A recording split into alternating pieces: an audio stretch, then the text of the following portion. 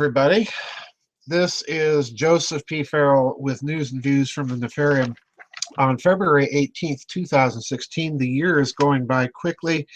There's been a lot to comment on, folks. I was very tempted to comment on the sudden death of Supreme Court Justice Antonin Scalia in the United States, but so many others are already commenting about it. I'm largely agreed with them. I find his death and the circumstances surrounding it and how it's being handled extraordinarily suspicious, and I'll leave it at that. I have tried to refrain from commenting on American politics because, quite frankly, it's getting to be so disgusting that, there's enough people commenting on it. We need to talk about other more serious issues.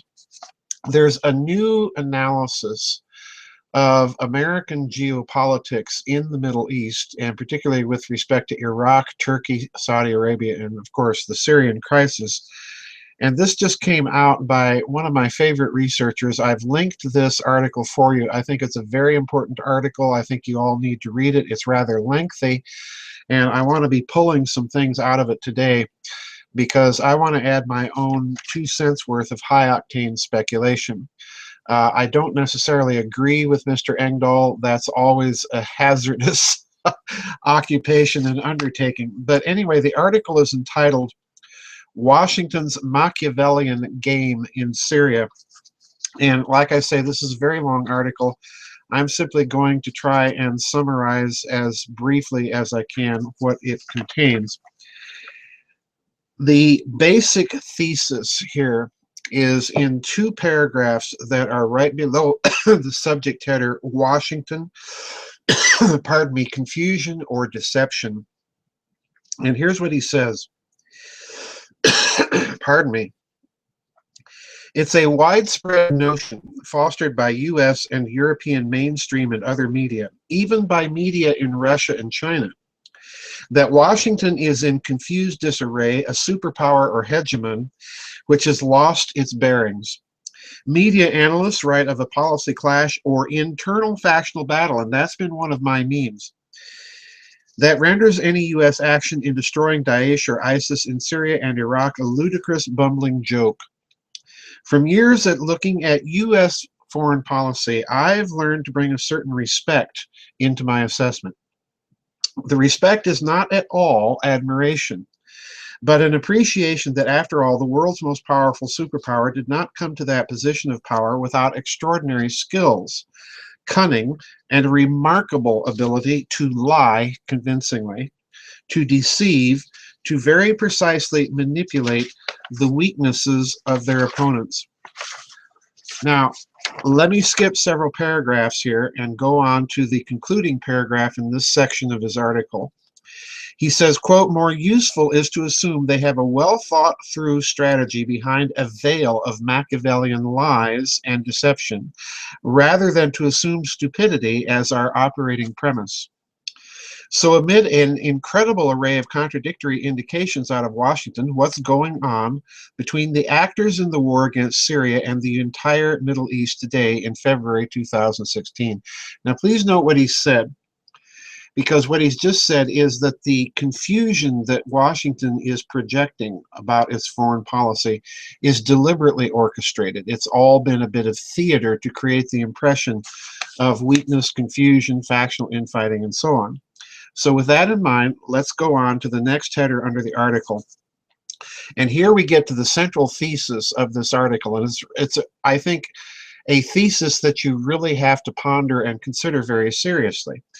Listen carefully. He says, quote, my current conclusion, pardon me, folks, bad sinus problems. My current conclusion is that under a smokescreen of apparent policy confusion and incompetence on the side of Washington, of the Pentagon, of the State Department, and their backers on Wall Street, there is a carefully planned strategy to ignite a war in the oil and gas-rich Middle East that will dramatically alter the political and geopolitical oil map of the world. Yes, another war about oil, like so many of the wars of the last century, a century of war, as one of my books calls it.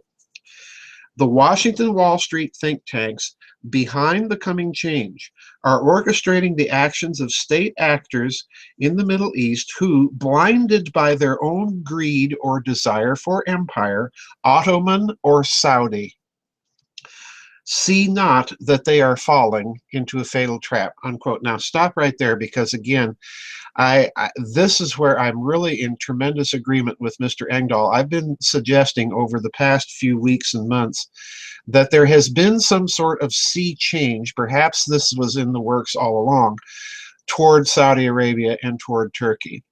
And in fact, I think what Engdahl is suggesting rather backhandedly is that the policy is to ignite a war in the Islamic world and get it to fight itself and drag in as many big power backers as they can, so that at the end of it, all of those parties will be considerably weaker, and again, the Washington hegemon will be the sole remaining superpower, the indispensable nation. We've heard all of the themes.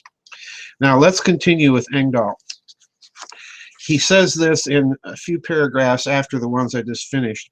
He says, it's clear from the lack of an effective Washington response and from subsequent Washington actions that their policy strategists took time to recalculate their original regime change strategy in Syria.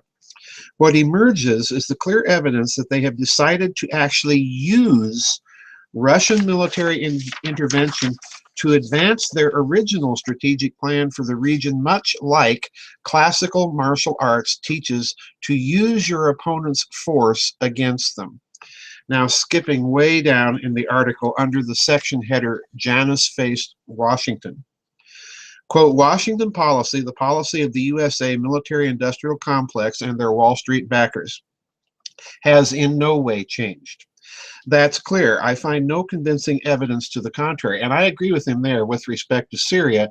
I think there has been a fundamental sea change with respect to Saudi Arabia and Turkey. We'll get back to that. They plan to destroy Syria as a functioning nation to finish the destruction of Iraq begun in 1991, and to spread that destruction now to the Kingdom of Saudi Arabia and to Turkey. Did you hear what he just said? He just said, in no uncertain words, that Turkey and Saudi Arabia are on the menu. In other words, any Islamic power is on the menu. Any Islamic nation is on the menu if it has financial power, if it has resource power, if it has military power like Turkey, and so on and so forth. They're now on the menu. All right. They are simply using other means to that end, given the game-changing presence of Russia since September 30th. Now, skipping a great deal here, I'm going almost halfway into the article now, under the section header, A Spreading World War. I'm going to make a prediction which you can verify as accurate or hopefully not.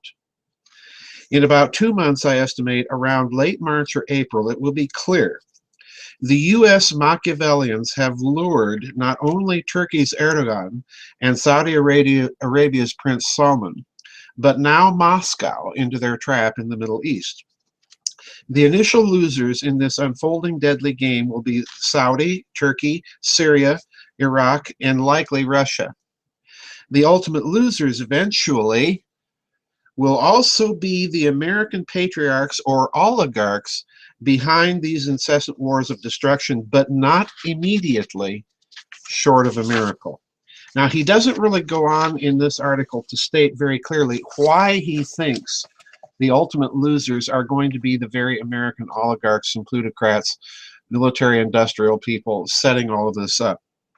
And I'm gonna hazard a few guesses toward the end here, but let me get to the final 2 paragraphs of this very important article.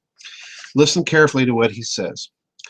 Combine all this with the quiet but strategic Pentagon deployments inside of Syria and Iraq with boots on the ground, and we have the combination for an explosion across the oil fields of the entire Middle East that would rock the world. Truly, as the old Greek saying goes, whom the gods would destroy, they first make mad.